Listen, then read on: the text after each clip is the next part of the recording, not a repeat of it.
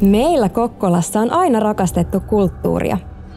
Täällä on laulettu, tanssittu, kerrottu tarinoita ja vaalittu taidetta sen eri muodoissa. Ennen kaikkea meillä on ollut rohkeus tehdä itse. Peruskoulun kulttuurikasvatuksen eli taitojen polun avulla uudet sukupolvet tutustuvat kotiseutuunsa, sen monipuoliseen ja omaperäiseen taiteeseen ja kulttuuriin. Taitojen polkua kulkiessaan lapsemme tulevat osallisiksi omasta kulttuuristaan ja luovat matkalla myös itse uutta.